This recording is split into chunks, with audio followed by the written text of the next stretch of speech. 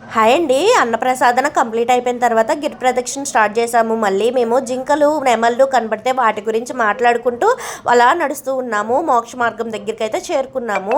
అసలు చాలా line ఉండేప్పటికి 2 hours time ఇక్కడే పట్టేసింది. మేము నుంచోలేము అని అంటే మా అన్నయ్య అక్క అయితే నుంచున్నారు లైన్లో. ఇక్కడ నుండి అయితే మేము కూడా జాయిన్ అయ్యాము. ఇక్కడ లైన్లో చాలామంది ఉండకూడదు, వెళ్ళిపోదాం, చాలా టైం పడుతుంది అని చెప్పి కొంతమంది వెళ్ళిపోయిన వాళ్ళు కూడా ఉన్నారు. నిజంగా చెప్తున్నా, మోక్ష మార్గం నుండి రావడం నిజంగా మోక్షమే అండి. నేను చెప్తున్నా కదా, నేను ఆ శివయ్యని తలుచుకుంటూనే బయటకు వచ్చాను. స్టార్టింగ్ ఓపెన్ ఒకలా ఉంది, ఎండింగ్ ఓపెన్ ఒకలా ఉంది. నా మనసులో నేను భయపడిపోయి రాకూడదు, వెళ్ళకూడదు, వెళ్ళిపోదామని అనుకొని కూడా మధ్యలో దూరాను నేను. కానీ చెప్తున్నాను, నిజంగా శివ శివ అని అనుకున్నాను కాబట్టి ఆ శివయ్య దయ వల్ల నేను బయటకు వచ్చాను అనిపించింది. ఫైనల్గా 7:30కి అయితే మేము గిరి ప్రదక్షిణ కంప్లీట్ చేసుకొని రాజగోపురం దగ్గరికి వచ్చాం. అందరూ 4 hours అన్నారు, మాకు 9 hours పట్టింది. మరి మీరు ఎప్పుడైనా వెళ్తే ఎంత టైం పట్టినది కామెంట్ చేయండి. లైక్ అండ్ షేర్, సబ్స్క్రైబ్ మర్చిపోకండి.